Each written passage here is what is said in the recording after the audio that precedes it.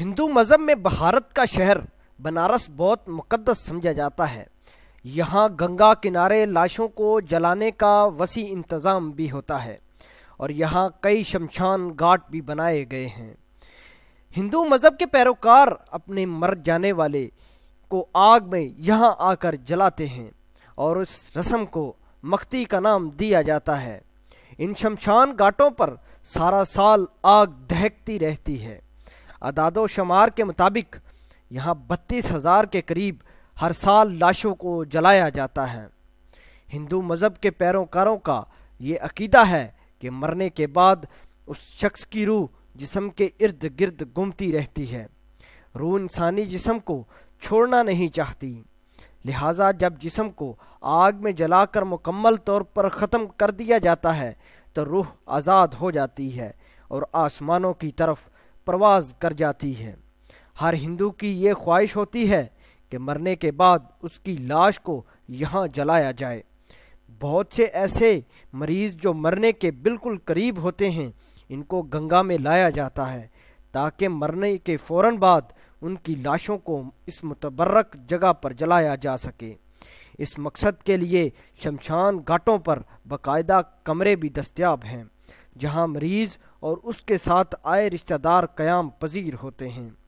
مردوں کو جلانے سے قبل رنگین کپڑوں میں لپیٹا جاتا ہے اور پھر اسے پھولوں کی مالائیں پہنائی جاتی ہیں اور پھر آگ میں جلا دیا جاتا ہے۔ یہاں ہر وقت مردوں کے جلنے کی بدبو آتی رہتی ہے۔ بعض اوقات مردوں کو جلانے والے متوفی کے لواحقین کے جانے کے بعد لکڑی بچانے کے لیے ادھ جلی لاشوں کو دریا میں پھینک دیا جاتا ہے۔ یہاں اکثر اوقات ادھ جلی لاشیں پانی میں تیرتی ہوئی نظر آتی ہیں۔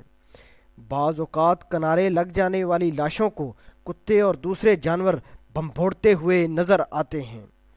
بعض اوقات لاشوں کی کھوپڑی پر ضربیں لگا کر لاشوں کے ٹکڑے ٹکڑے کر دیے جاتے ہیں، اور رات میں یہ منظر اور بھی بھیانک ہو جاتا ہے جب جگہ جگہ دہکتی لاشیں اور دھوتی میں ملبوس آسیب نما افراد لاشوں کے گرد جمع ہو جاتے ہیں۔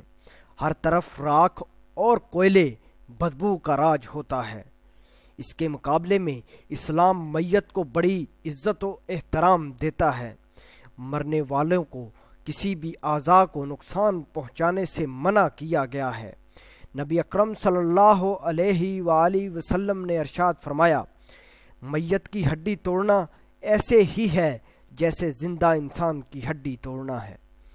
یہی وجہ ہے کہ میت کو نہلا دھلا کر صاف کپڑوں میں کفنا کر اس کی نماز جنازہ ادا کی جاتی ہے اور اس کے بعد نہایت احترام اور تعظیم کے ساتھ اس کو زمین کے سپرد کر دیا جاتا ہے، جو کہ ایک سادہ اور فطری عمل بھی ہے۔